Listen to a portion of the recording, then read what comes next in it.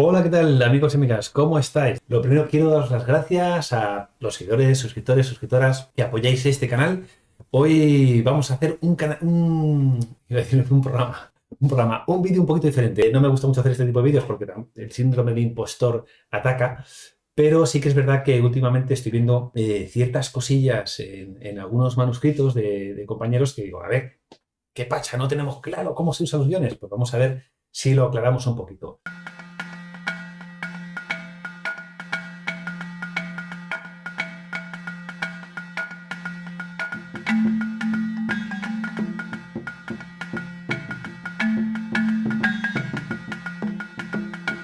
A ver, hoy es un día muy especial para mí, porque voy a hablar de una cosa que es muy sencillita cuando se tiene clara, y sí que es verdad que cuando se practica al final ya te sale solo, ¿vale? Entonces, por eso no entiendo por qué hay gente que lo hace bien a veces y otras veces no. Bueno, pero ¿por qué llegamos a este punto de tener que explicar cómo se escribe correctamente un diálogo o dónde se ponen los guiones? Porque, lo confieso, yo también la he cagado. Yo también he enviado a concursos editoriales novelas con diálogos mal puntuados. Y en el mejor de los casos tuve una respuesta negativa, amable. En otras ni siquiera obtuve respuesta, como nos ha pasado a muchos de nosotros. Pero bueno, es que en aquellos años también era más joven, más impetuoso. Y como suele pasar, tenía más ilusión que talento y no digamos técnica. Porque es que ya no solo los que estuviesen mal puntuados, sino que es que los envié con la puntuación, con los guiones del Word. ¿Sabéis? Los guiones del Word en realidad no son guiones de verdad, son clasificadores. Entonces tú coges, pones el guión, le das al espacio y de repente ¡pum!, te lo tabula. O sea, una cosa horrible, y desde aquí pido perdón a las personas que tuvieron que leerlo en su momento. Bueno, para empezar, antes de meternos en faena, vamos a ver cuáles son las partes de un diálogo. Un diálogo tiene tres partes diferentes, ¿vale? En primer lugar está la famosa raya, que no guión, o que decimos guión, pero en realidad no es un guión, es una raya, que es la que separa las diferentes voces y las aclaraciones, las acotaciones. Después vendría lo que es la línea de diálogo propiamente dicha, que es lo que dice el personaje. Es ese espacio en el que el narrador deja espacio al personaje para que sea él mismo, para que diga lo que quiera decir. Ya no es la voz del narrador, es la voz del personaje, y por lo tanto se permiten ciertas licencias que a lo mejor el narrador no se debe permitir. Y tres, si se da el caso, la intervención del narrador dentro de este diálogo, lo que llamamos las acotaciones. Estas informaciones, ¿para qué valen? Pues para decir qué es lo que está haciendo el personaje, para aclarar algo sobre el discurso, sobre cómo lo está diciendo, de estructura del diálogo, que es a lo que hemos venido, que es muy fácil, de verdad que es muy fácil. Para empezar, nos tiene que quedar claro que la raya de diálogo no es un guión, es más cortito que la raya. El guión es una cosa que utilizamos para dividir una palabra de otra, de una línea, para hacer palabras como esta, ¿no? Este vídeo es súper mega chachi y útil a la par que elegante, ¿vale? Podemos hacer muchas cosas, pero esos son los guiones, no son las rayas. La raya en el diálogo se utiliza de forma parecida a un paréntesis, ¿vale? Siempre van unidas al texto al que enmarcan y separadas por un espacio del texto que les precede o les sigue, salvo que lo que siga a la raya sea otro signo de puntuación, vamos, como un paréntesis de toda la vida, ¿no? ¿Cómo escribo yo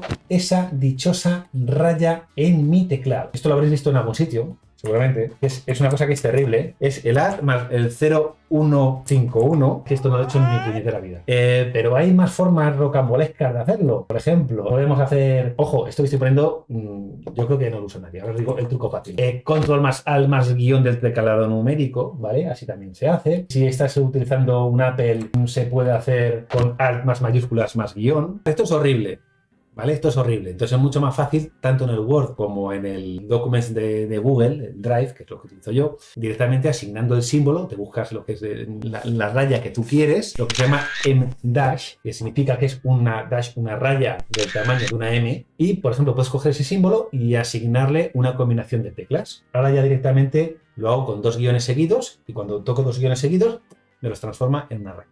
O sea, si quedas con colegas escritores, te vas de cena o lo que sea y dices, oye, ¿tú cómo haces lo de los guiones? Pues yo hago Alt F5J tal. En serio, os sorprenderían las respuestas. Hay gente que hace estas cosas del Alt 0151 y estas cosas desde hace años y están tan acostumbrados que no han buscado fórmulas más sencillas. El tema de los guiones es mejor dejarlo preasignado o dejarlo configurado antes, porque si no lo haces antes, cuando lleves el texto muy avanzado, cuando llegues al final, te vas a dar cuenta de que no los has escrito siempre igual. Y es terrible porque te vas a encontrar que tienes a lo mejor un guión corto y una raya y un guión corto, o directamente dos guiones cortos juntos. Hacer un search and destroy, ¿no? Un buscar para luego reemplazar. Voy a reemplazar todos los guiones por rayas o todos los guiones por M-dash, por ejemplo, tal. Se te puede montar un cacao me ha pasado, ¿vale? Podría haber dicho eso de lo de le pasó a un amigo mío. No, la amiga soy yo. Hemos dicho que la función de esta raya, de este guión, es abrir paso tanto al diálogo como a los comentarios que dentro de este diálogo inserta el narrador. De esa manera podemos encontrarnos diferentes rayas. La raya de apertura de diálogo. La raya de apertura de diálogo va unida sin espacios al texto del diálogo, incluso si empieza con un signo de interrogación o exclamación. Es más, incluso si tu procesador de textos te marca esto como un error,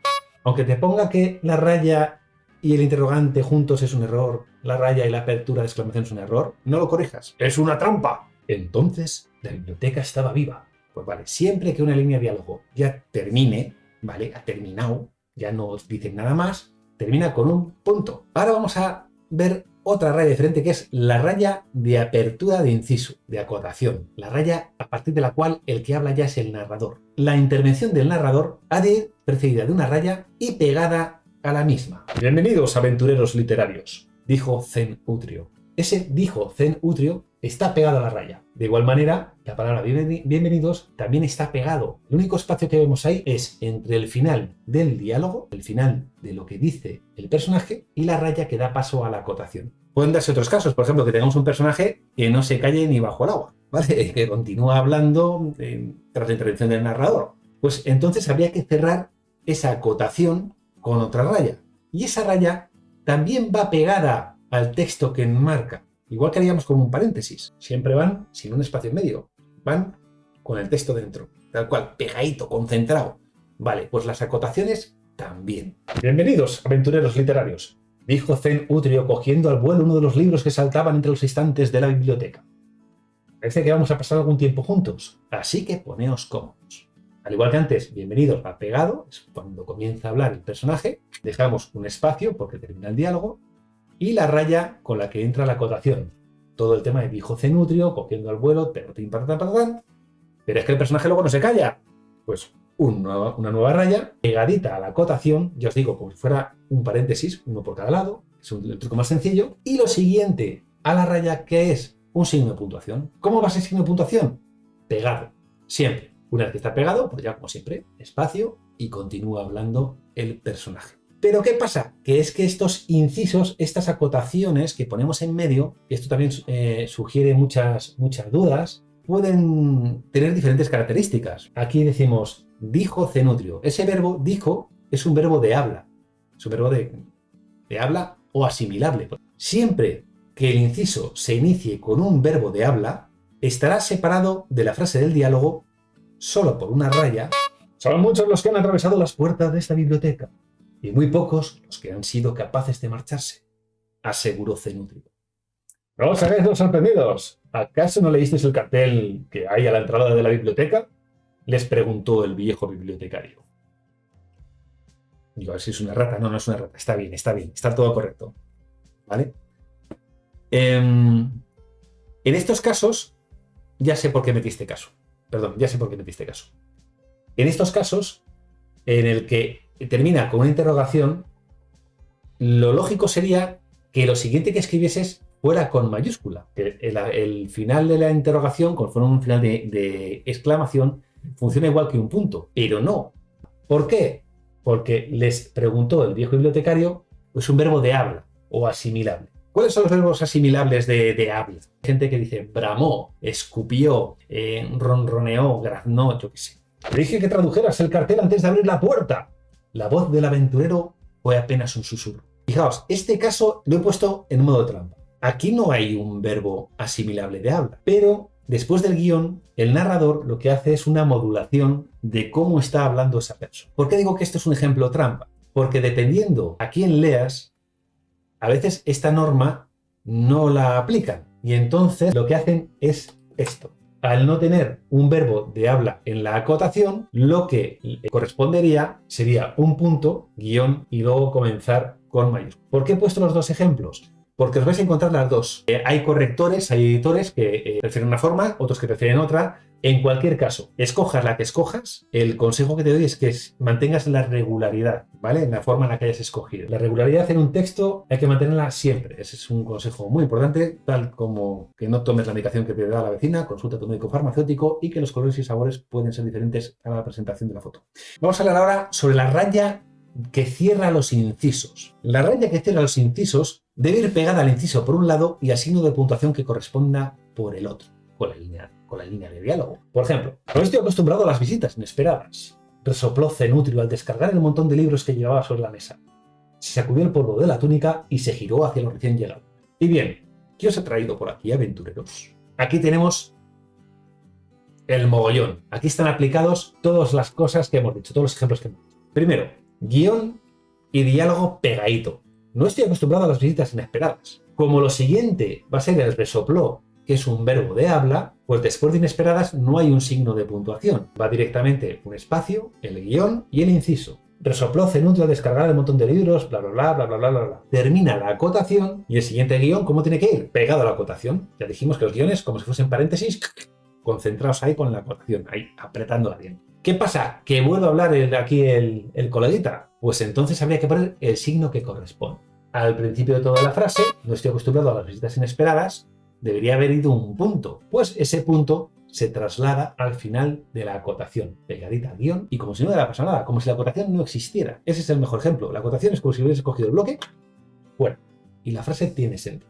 Ya sé que dije que hablaría yo, susurró uno de los chicos a la chica que tenía a su lado, pero creo que a ti se te va a dar mucho mejor. En este caso es una coma. Ya os digo, si cogiéramos la acotación, un pincho ahí con un rodicio de estos, y lo quitáramos de en medio, nos quedaría, ya sé que dije que hablaría yo, pero creo que a ti se te va a dar mucho mejor. Con su coma, su espacio y sin problema. Pero ¿qué pasa si el verbo de la acotación no es un verbo de habla? No es un dijo, no es un suspiró, gritó, cantó. Si el inciso no comienza con ninguno de estos verbos de habla, ni hace referencia al parlamento anterior, que decíamos es la voz, era gutural. La línea de diálogo previa al inciso terminará con un signo de puntuación delimitador.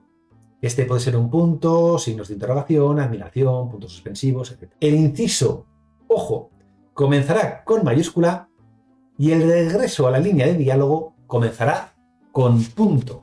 Este recurso se suele emplear para contar en el inciso qué está haciendo el personaje mientras habla, qué es lo que está haciendo, a qué se está dedicando durante las pausas de su parlamento, por ejemplo. Dice, en realidad no somos aventureros, señor, somos escritores. Una de las muchachas se adelantó del grupo y miró fascinada la montaña de libros que descansaba sobre la mesa. Venimos de mundos muy distintos y nos hemos encontrado en el camino que lleva a este lugar. Comenzamos. Guión.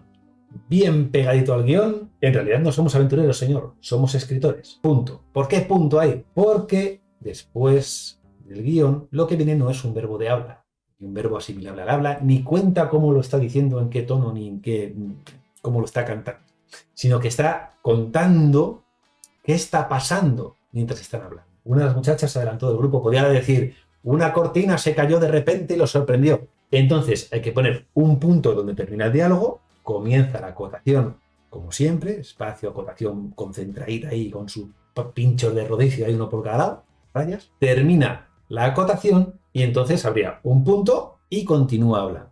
Cuando lo que hay en la acotación es una explicación, es algo que no es un verbo de habla, no es algo que haga referencia a cómo está hablando, termina el diálogo, punto, subraya de guión y luego la acotación comenzando con mayúscula. Y cuando termina la acotación y regresamos al diálogo del personaje, volvemos desde el punto o la coma o el signo que consideremos con el que veníamos ya arrastrando desde el principio del diálogo. Pero ¿qué pasa si el personaje en vez de estar hablando está pensando? Pues se aplican las mismas normas. Voy a poner aquí uno, es un ejemplo de pensamiento, que lo puedes encontrar varios. Este en concreto es entrecomillado. Para distinguir un pensamiento puedes entrecomillarlo. Escritores ávidos de conocimiento. Los labios de Cenutrio se curvaron en una sonrisa. Por más secretos que dominen, nunca se dan por satisfechos. Aparte de la voz que ya identifica que es Cenutrio el que lo está pensando, pues me he apoyado con la muletilla de mencionarle en la acotación, es decir, es él, se le ríen aquí las cosillas, las orejas. ¿Qué hemos hecho? Poner comillas, ya os digo, para decirle al lector, aquí pasa algo, este texto no es el del narrador original, el del narrador de la novela. Primero, ponemos el pensamiento en lo que sería la línea de diálogo, pegadito a las comillas, en este caso, como si fuera un guión. Y luego, punto, guión y los labios de Cenutrio. ¿Por qué? Porque los labios de Cenutrio, tal, está diciendo que vale, que se está riendo, pero no es ningún verbo de habla ni nada. Es algo que está haciendo mientras está pensando. Punto, comenzamos la acotación con mayúscula, terminamos la acotación con su guioncito bien apretado, su puntuación y sigue, en vez de la línea de diálogo, la línea de pensamiento. ¿Veis que no es tan difícil? Yo mi consejo es que lo practiquéis, que lo hagáis una y otra vez, porque al final, a base de escribirlo, se te va quedando estas estructuras. Hasta aquí llega este mini tutorial. Todo esto que os acabo de contar es algo, un resumen de un resumen. O sea, este es un manual gratis que yo regalo a todas las personas que se suscriben a pabloferradas.com, en el que viene pues lo que he contado un poquito más detallado. Que bueno, que quien se suscribe además a pabloferradas.com pues tiene una newsletter quincenal, les escribe un correo cada 15 días, tiene un trato un poco más enchufado, se enteran de novedades, tiene acceso a ilustraciones, tiene acceso a determinadas cosas de las novelas. Tú estás aquí, no tienes por qué suscribirte a otro sitio sin presiones, solo que lo disfrutes y espero que el vídeo, sobre todo, os haya sido muy útil. Hasta aquí el vídeo de hoy. Muchas gracias a todos, amigos, amigas, por estar por aquí, por suscribiros, por darle me gusta, por compartir los vídeos, por hablarle de mí a vuestros amigos, amigas, escritores o lectores que puedan estar interesados. Como ya sabéis, estamos sorteando libros para los nuevos suscriptores del canal de Twitch. Sed felices, que os haya sido útil y nos vemos muy prontito en el próximo.